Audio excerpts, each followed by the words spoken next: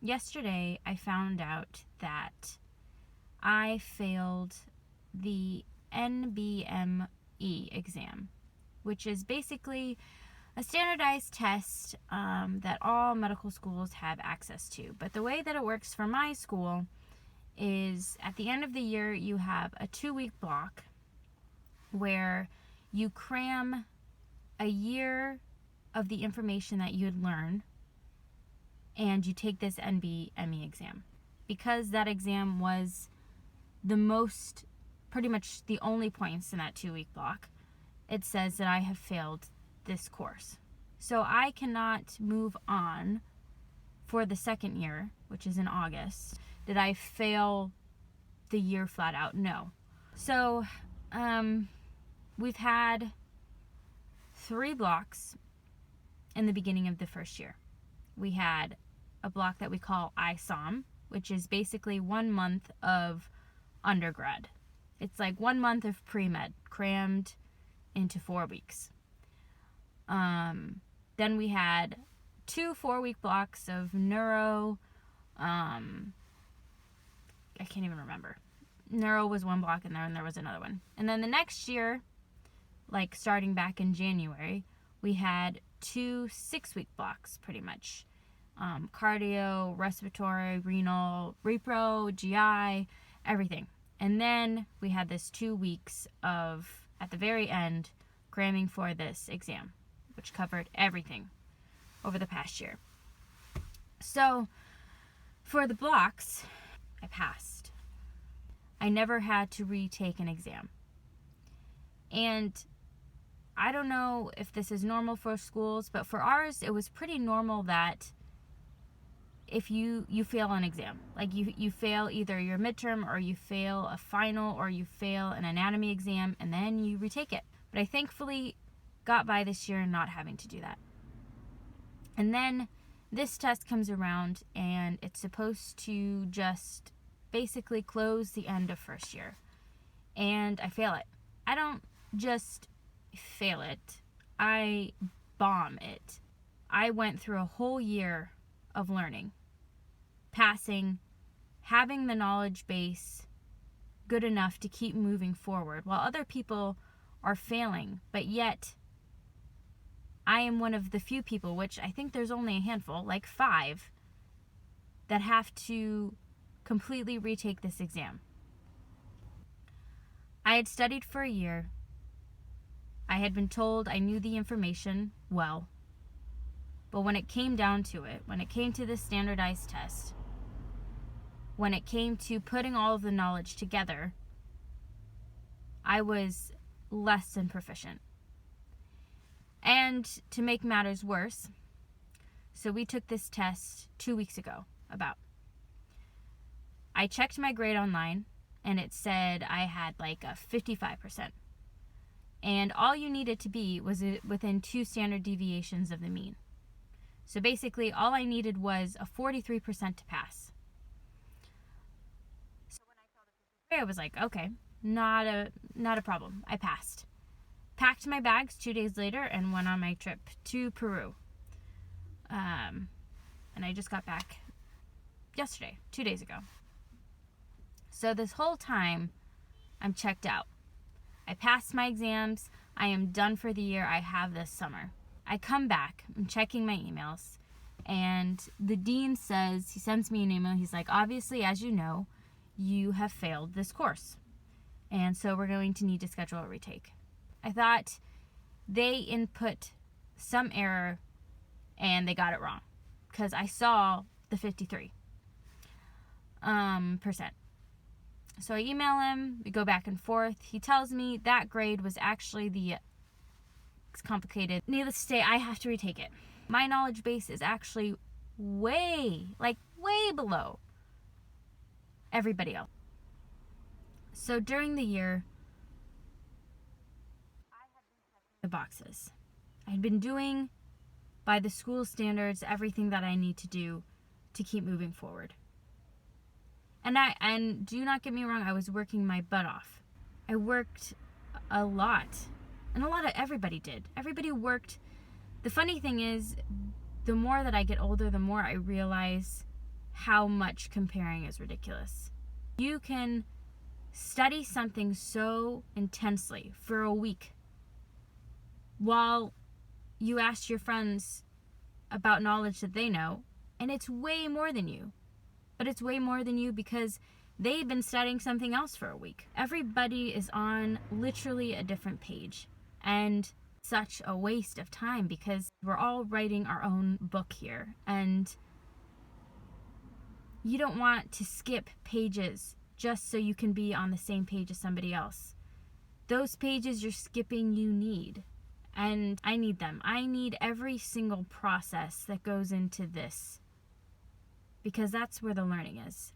And this page in my life was definitely something I needed to learn, because for 2 years, when I took my gap year, I had a job as a barista, and I was working as a preschool worker, and I loved it. But then it got to a point where thoughts started to creep in. I was working too much. I was working 70 hours a week. I was working for very little pay. Blah, blah, blah. And work started to be a chore. All of a sudden, I wasn't excited.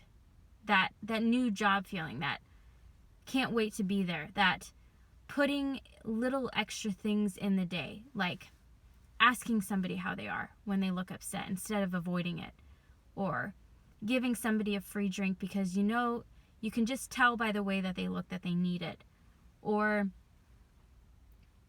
going on a break and talking to my coworkers instead of just going and hiding in my car.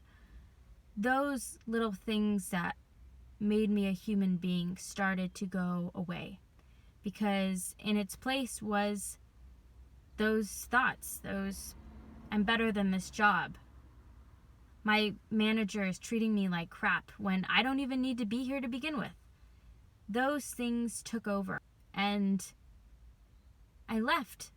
When it was my time to take my summer, go on my last trip before school, I left with no feeling, no sadness, no I'm really gonna miss this. I just cut ties, and all the relationships that I made, I just let die. And that was that. And then I took that same attitude into school. I took the attitude of, well, I think that I deserve to be in a better school. I worked way too hard in undergrad to be at this school. Stopped me from making relationships. Stopped me from wanting to. And I took that into the year. I studied, and I worked my butt off. The same way that I worked my butt off in my job. I left my job, my barista job, and my preschool job, being the best worker there. I came in on time. I left late. I did extra hours. I cleaned when it was already clean.